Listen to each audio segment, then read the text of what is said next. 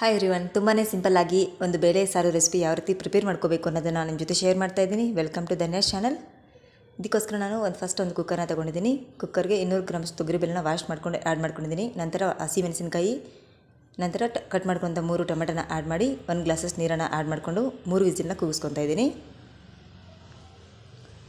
ನಂತರ ಕುಕ್ಕರ್ನ cap open ಮಾಡಿ ಅದೆಲ್ಲ ಇಂಗ್ರೀಡಿಯೆಂಟ್ಸ್ನ ಕೂಡ ಚೆನ್ನಾಗಿ ಸ್ಮ್ಯಾಶ್ ಮಾಡ್ಕೋಬೇಕು.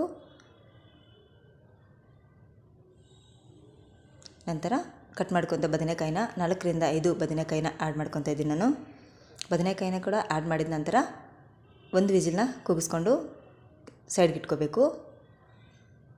ನೋಡಿ, ಬದನೆಕಾಯಿನ ಆ್ಯಡ್ ಮಾಡ್ತಾಯಿದ್ದೀನಿ.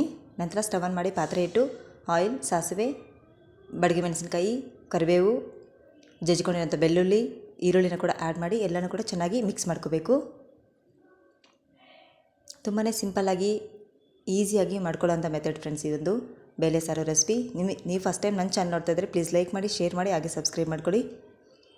ನೋಡಿ, 1 ವಿಸಿಲ್ನ ಕೂಗಿಸ್ಕೊಂಡಿದ್ದೀನಿ. ಈಗ ಇದನ್ನೆಲ್ಲನೂ ಕೂಡ ಒಗ್ಗರಣೆ ಜೊತೆ ಆ್ಯಡ್ ಮಾಡ್ಕೊತೀನಿ. ನಂತರ 1 ಟೇಬಲ್ ಸ್ಪೂನಷ್ಟು ಸಾಲ್ಟನ್ನು ಆ್ಯಡ್ ಮಾಡ್ಕೊತಾ ಇದ್ದೀನಿ.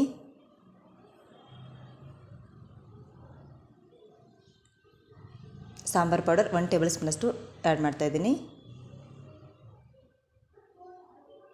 ಅರಿಶಿನ ಪುಡಿ 1/4 ಟೀ ಸ್ಪೂನಷ್ಟು ಆ್ಯಡ್ ಮಾಡ್ಕೊತಾ ಇದ್ದೀನಿ. ಈಗ ಎಲ್ಲನೂ ಕೂಡ ಚೆನ್ನಾಗಿ ಮಿಕ್ಸ್ ಮಾಡಿಕೊಂಡು ಒಂದು 10 ನಿಮಿಷ ಚೆನ್ನಾಗಿ ಬೇಯಿಸ್ಕೊಂಡ್ರೆ ಸೂಪರ್ ಆ್ಯಂಡ್ ಟೇಸ್ಟಿಯಾಗಿರುವಂಥ ಬೇಳೆ ಸಾರು ರೆಸಿಪಿ ರೆಡಿ ಆಗುತ್ತೆ ಫ್ರೆಂಡ್ಸ್. ನೀವು ಒಮ್ಮೆ ಈ ರೆಸಿಪಿನ ಟ್ರೈ ಮಾಡಿ ಯಾವ ರೀತಿ ಬಂತು ಅಂತ ನನ್ನ ಕಾಮೆಂಟ್ ಬಾಕ್ಸಲ್ಲಿ ಕಾಮೆಂಟ್ ಮಾಡಿ. Thank you so much for watching. Bye friends.